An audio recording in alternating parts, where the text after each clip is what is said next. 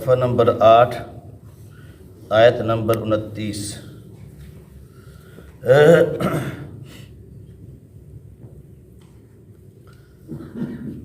اعوذ باللہ من الشیطان الرجیم،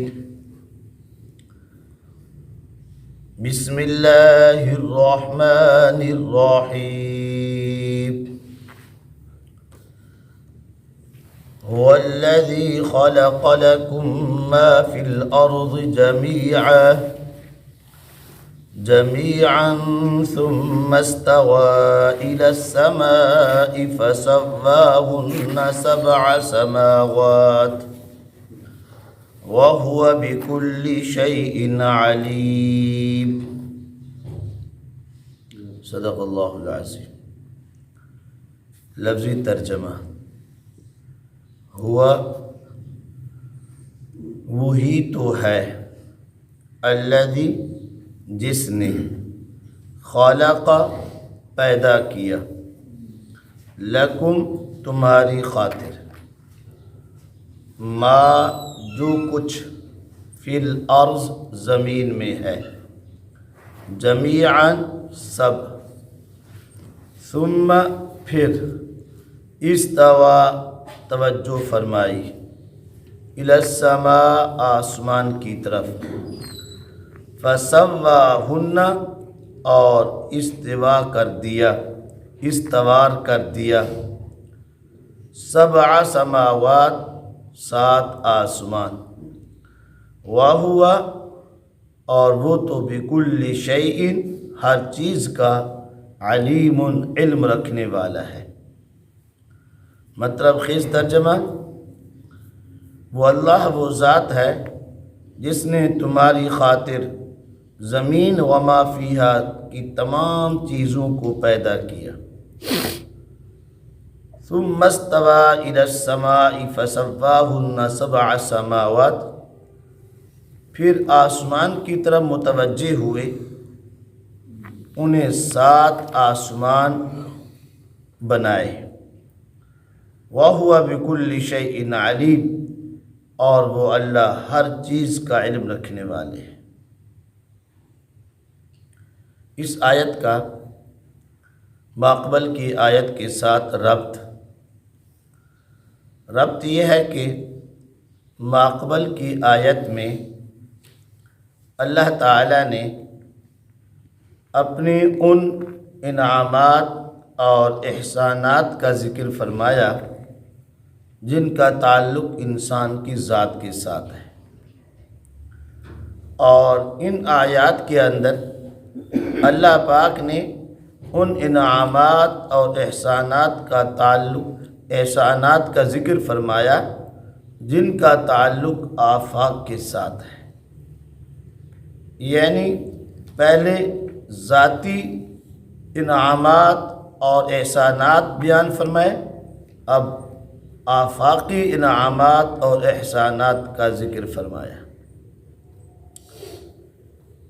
اس لیے کہ اللہ تعالیٰ نے فرمایا کہ اے انسان، زمین اور وما فیہا، زمین کے اندر جو کچھ بھی ہے سب کا سب اللہ نے تمہارے لیے پیدا کیا ہے۔ اس لیے تفسیر جلالین والی بات نکال لیتے ہیں، لِتَنْتَفِعُوا بِهِ وَتَعْتَبِرُوا، اے انسان تم ان اشیاء سے نفع بھی اٹھاؤ اور اس سے عبرت بھی حاصل کرو، ان سے نصیحت اور عبرت بھی کیا کرو، حاصل کرو زمین کی چیزوں سے۔ جب زمین اور زمین کی تمام اشیاء کو اللہ پاک نے انسانوں کے لیے پیدا کیا تو فرمایا کہ دنیا کی ہر چیز کیا ہے، نفع بخش ہے، کوئی چیز بیکار نہیں ہے، دنیا کی ہر چیز کیا نفع بخش ہے، ہر چیز کے اندر اللہ پاک نے کیا انسان کے لیے نفع رکھا ہے، چاہے وہ کسی درجے میں ہو یا کسی حیثیت میں ہو، چاہے اس کا تعلق انسان کی غذا کے ساتھ ہو یا لباس کے ساتھ ہو یا مکان کے ساتھ ہو یا دوا اور علاج معالجہ کے ساتھ ہو۔ فرمایا کہ حتیٰ کہ جو زہریلی چیزیں پیدا کی ہیں، زہریلے جانور، مسمیات، زہریلہ چیزیں، فرمایا کہ وہ بھی فائدہ سے خالی نہیں، وہ بھی ساری کی ساری اللہ نے انسان کے فائدہ کے لیے پیدا کی ہے۔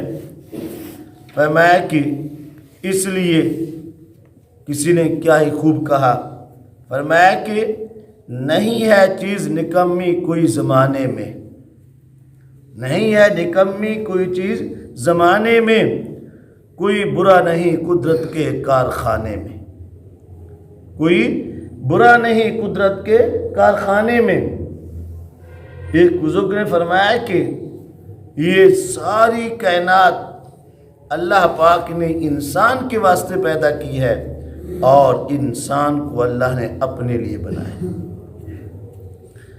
جب وَالَّذِي خَلَقَ لَكُم مَّا فِي الْأَرْضِ کہ تمام زمین اور وما فیہا تمام اشیاء کو، تمام کائنات کو اللہ نے انسان کے لیے پیدا فرمایا ہے، تو یہاں ایک بحث چلی ہے کہ زمین کی تمام اشیاء میں اصل اباحت اور حلال ہونا ہے یا اصل اس میں حرمت اور ناجائز ہے،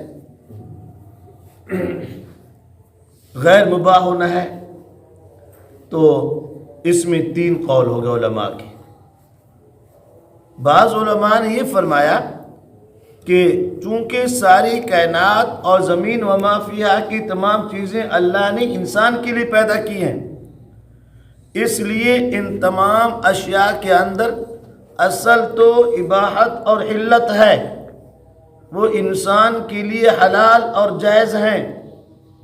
ہاں وہ اشیاء جن کی حرمت یا جن کی کراہت کسی قرآن اور حدیث کی نص قطعی کے اندر آ گئی ہے، جس کے کی حرمت اور یعنی کا کراہت کو اللہ پاک نے شریعت کے اندر بیان کر دیا ہے، تو وہ چیزیں تو اب کیا ہو گئی، انسان کے لیے حرام یا مکروہ ہو گئی ہیں، ورنہ ساری چیزیں بذات خود کے انسان کے لیے جائز اور حلال ہے۔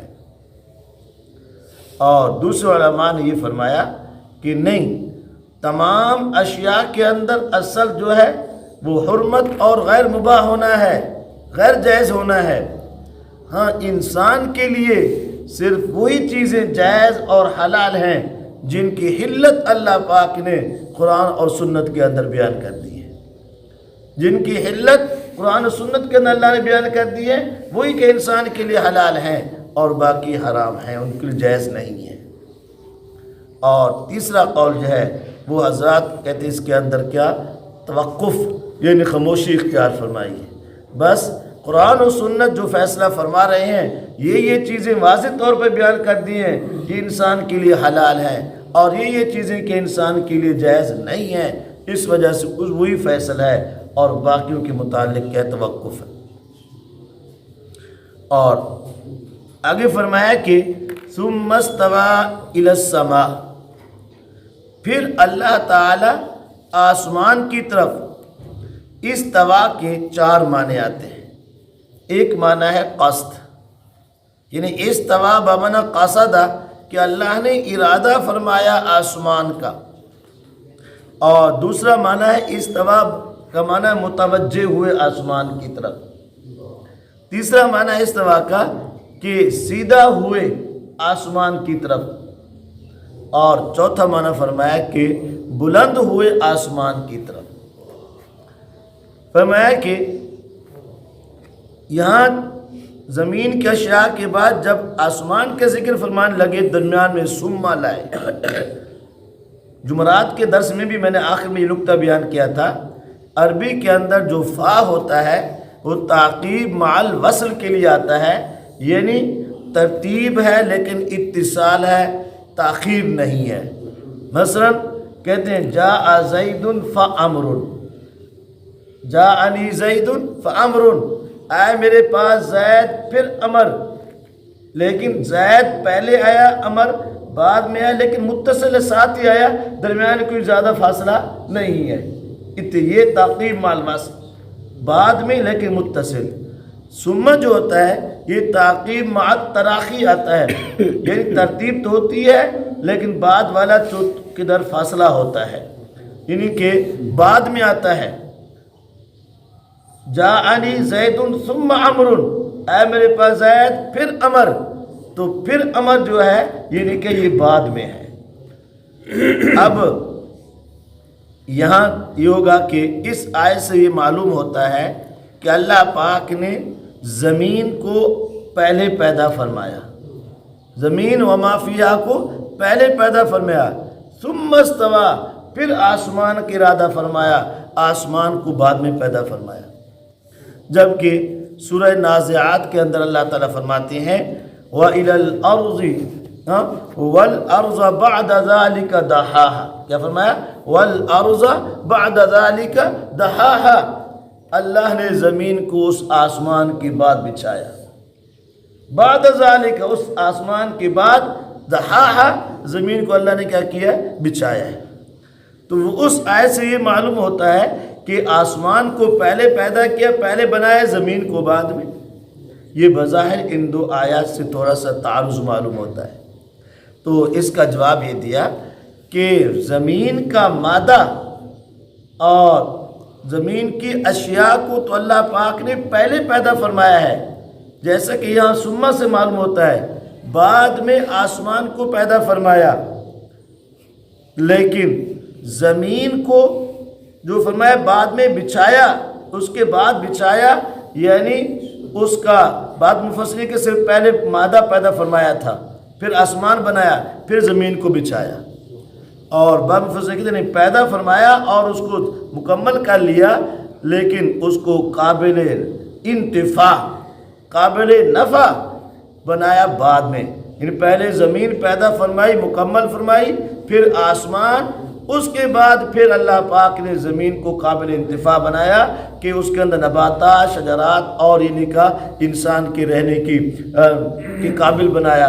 یہ اللہ نے پھر بعد میں بنایا، اس لیے اس میں کوئی تعارض نہیں ہے۔ خیر، فرمایا ثم استویٰ الی السماء، پھر اللہ آسمان کی طرف متوجہ ہوئے، آسمان کا ارادہ فرمایا۔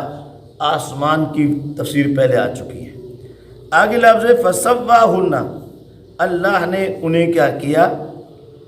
استوار کیا، درست کیا، سوا کا معنی برابر کیا۔ اب ہن یہ ضمیر ہے، اس کا مرجع پیچھے آسمان ہے، آسمان مفرد ہے اور ضمیر جمع، ضمیر جو ہے یہ جمع مؤنث کی جمع کی ہے، تو ان میں بظاہر مطابقت نہیں، تو اس کا جواب یہ دیا ہے کہ یہاں ضمیر لفظ آسمان لفظاً تو یہ کیا ہے؟ مفرد ہے، لیکن یہ معنی جمع میں ہے، جمع کے معنی میں ہے، یعنی ما یا اولو کے اعتبار سے، اس لیے تفسیر جلالین والے بات نکالتے ہیں الضمیر یرجع الی السماء، زمین لوٹ رہی ہے آسمان کی طرف، لأنها فی معنی الجمع العالیہ، اس لیے کہ ما یا اولو کے اعتبار سے یہ لفظ آسمان جمع کے معنی میں ہے، اور فرمایا کہ یہاں اے سیارہ، سواہا بمعنی کس کے؟ سیارہ کے معنی میں ہے کہ اللہ نے اسے کیا؟ درست کیا اور اسے بنایا، اور جیسے کہ دوسرے جگہ فرمایا فقضاہن سبع سماوات، کہ اللہ نے آسمانوں کو کیا کیا؟ پیدا کیا اور آسمانوں کو برابر کیا۔ آگے فرمایا کہ سبع سماوات، 7 آسمان بنائے، اللہ نے کتنا بنائے؟ 7 آسمان۔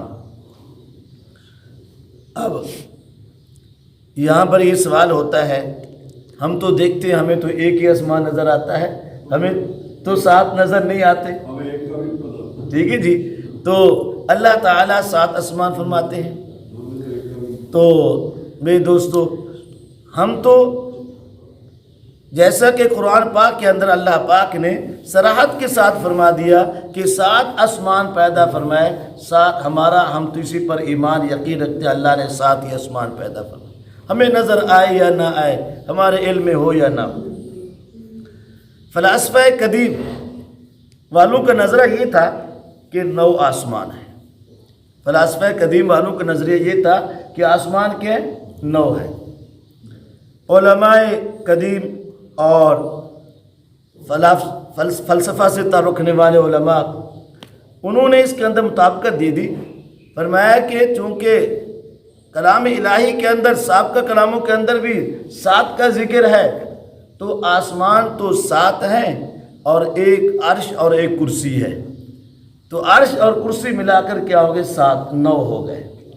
تو فلاسفہ قدیم جو ہے وہ ان کو بھی یعنی کہ آپ کے ساتھ کیا ہم ان کے نظریے کو اور کلام الہی کے نظریے کے ساتھ کیا کر دیا, ہم آہنگی ملا دی, ہم اتفاق کر دیا, تطبیق دے دی. تو اب یہاں پر یہ مسئلہ ہے کہ کیا قرآن پاک کے اندر جو نظریات بیان کیے جائے وہ سائنسی نظریات کے ساتھ ہم آہنگی ہیں یا نہیں ہیں, ان کی مطابقت ہونی چاہیے نہیں ہونی چاہیے. تو میرے دوستو یہاں یہ بات سمجھ لیں, قرآن پاک کا نزول جو ہے, قرآن پاک کے نزول کا مقصد یہ سائنسی تعلیم دینا نہیں ہے, سائنسی نظریات کی تعلیم دینا نہیں ہے. قرآن پاک کے نزول کا مقصد فرمایا کہ ان طریقوں کی اللہ تعالیٰ کی رضا اور خوشنودی کے طریقوں کی تعلیم دینا ہے. کن طریقوں کے اندر, کن نظریات کے اندر اللہ کی رضا اور خوشنودی ہے. قرآن پاک کوئی سائنسی تعلیم کی دینے کے لیے نازل نہیں ہوا. تو مسئلہ یہ ہے کہ زمانہ ماضیہ میں جب علماء نے اس وقت کے سائنسدانوں کے ساتھ ہم آہنگی پیدا کی, سائنس جو نظریہ دیتا ہے, سائنسی علوم وہ ایک انسانی علوم ہے اور انسانی علوم جو ہوتے ہیں وہ ظنی ہوتے ہیں اور ایک تخمینے اندازے پر مبنی ہوتے ہیں, وہ قطعی نہیں ہوتے. یہی وجہ ہے ہر زمانے کے اندر جیسے ذہن ترقی کرتا ہے تو بعد والے سائنس والے وہ پہلے والے زمانے کے سائنس کے نظریات کی تردید کرتے ہیں, لیکن جو کتب آسمانی نظریات دیتے ہیں, اللہ تعالیٰ بیان کرتے ہیں, وہ قطعی ہوتے ہیں, یقینی ہوتے ہیں, وہ ہمیشہ تک وہی رہتے, اس کے اندر رد و بدل نہیں ہوتا. تو ہوا کیا کہ جب اس زمانہ ماضیہ کے علماء نے سائنسدانوں کے ساتھ ہم آہنگی پیدا کی, بعد کے زمانے کے سائنسدانوں نے پہلے زمانے کے سائنسدانوں کے مسلمہ نظریات جسے 100% صحیح کر دیا گیا تھا, وقت کے علماء نے بھی اس کے ساتھ ہم آہنگی پیدا کر لی تھی, انہوں نے اس کی کیا تردید کر دی.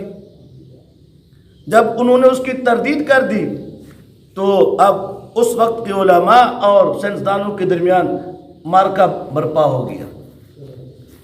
تو ابتداءً تو مذہبی علماء کا پلڑا بھاری رہا اور سینکڑوں سائنسدانوں کو نظر آتش کیا گیا. لیکن جیسے زمانہ گزرا, سائنس سے ترقی کی اور انہوں نے سابقہ جو نظریات قائم تھے ان کی تردید کی, تو پھر آخر مذہبی علماء جو اس وقت تھے انہیں یہ نہیں کہا اپنے مذہب سے یعنی کہ پیچھے اپنے نظریے سے کیا مذہب نظریے سے پیچھے ہٹنا پڑا.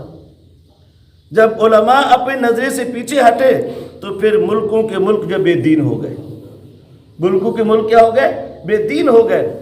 تو اس لیے ہمارے شریعت محمدیہ صلی اللہ علیہ وسلم قرآن پاک کے نازل ہونے کے بعد علماء نے یہ نظریہ قائم کیا, علماء نے یہ فرمایا ہے قرآن پاک کے نزول کا مقصد اللہ اس کی رضا کی خوشنودی کے طریقوں کی تعلیم دینی ہے. اس لیے جو قرآن نظریہ بتاتا ہے اسی پہ ایمان رکھنا, اسے 100% مسلم سمجھنا, یہ تو ہمارے اوپر کیا فرض ہے. موجودہ دور کا سائنس یا فلکیات یا کوئی علوم ہمیں کوئی نظریہ دے اور وہ نظریہ اگر قرآن کے نظریے کے مطابق بن جاتا ہے تو فابیہ و نعمت, ہمیں اس سے کوئی اعتراض نہیں ہے. ہم اس سے یہ نہیں سمجھتے اس سے ہمارے قرآن کے نظریے کو تقویت پہنچی یا قرآن کا نظریہ مضبوط ہو گیا. قرآن کا نظریہ پہلے ہی مضبوط ہے, پہلے تقویہ ہے, اسے سائنسی تقویت کی ضرورت نہیں ہے. ہاں سائنسی نظریہ قرآن کے مطابق ہو جاتا ہے. مثال کے طور پر جیسے قرآن حدیث کے اندر مسواک کے فضائل بیان کیے، آج کے سائنسدان بھی کہتے ہیں واقعی مسواک کے اندر یہ فوائد ہیں. قرآن شریعت کے اندر داڑھی کو سنت قرار دیا گیا، آج کے سائنس بھی کہتے ہیں داڑھی کے اندر واقعی یہ کہ یہ فوائد ہیں. تو جو نظریات ہیں، تو میں یہ کر کا اگر سائنس یا اسی لیے کرنا شریعت اور قرآن کے مطابق نظریہ دیتا ہے تو فابیہا ونعمت، اور اگر فرمایا کہ نہیں دیتا تو اسے یہ نہیں کہا کوئی حرج نہیں ہے، کہ کیونکہ وہ سائنس کا نظریہ جو ہوتا ہے وہ ظنی ہوتا ہے اور وہ بعد کے بعد سائنس اس کی کیا تبدیل کرتے رہتے ہیں. اس فرمایا کہ فَهُنَّ کیا 7 سماوات، 7 ہی آسمان ہیں، وَهُوَ بِكُلِّ شَيْءٍ عَلِيمٌ، اور اللہ ہر شے پر کیا ہے، ہر شے کا علم رکھنے والے ہیں، ہر شے پر قادر ہیں. دعا میں اللہ تعالی ہم سب کو قرآن پاک سمجھ عمل کرنے کی توفیق عطا فرمائے. عاقبۃ للمتقین والصلاة والسلام على خیر خلقہ محمد وآلہ وصحبہ اجمعین. ربنا ظلمنا انفسنا وإن لم تغفر لنا وترحمنا لنكونن من الخاسرین. ربنا لا تزغ قلوبنا بعد إذ هديتنا وهب لنا من لدنك رحمة. ربنا آتنا في الدنيا حسنة وفي الآخرة حسنة وقنا عذاب النار وقنا عذاب القبر وقنا عذاب الحشر وقنا عذاب الميزان وادخلنا الجنة مع الأبرار يا عزيز يا غفار يا رب العالمين. یا الہ العالمین، ہم سب کے صغیرہ اور کبیرہ ظاہری باطن قسم کے گناہ معاف فرما دے. یا اللہ ہمیں سے قرآن پاک سمجھ عمل کرنے کی توفیق عطا فرما دے. اے اللہ ہمارے درس قرآن کو قبول فرما. یا اللہ اس کو قبولیت نصیب فرما. یا اللہ پورے عالم کے لیے رشد و ہدایت کا ذریعہ بنا. یا اللہ جو ہم قرآن پاک ہمیں نظریات دے، یا اللہ اسی پر ہمیں کاربند فرما. یا اللہ اسی پر ہمیں یقین اور مکمل ایمان نصیب فرما. صلی اللہ تعالی علی خیر خلقہ محمد وآلہ وصحبہ اجمعین. لا الہ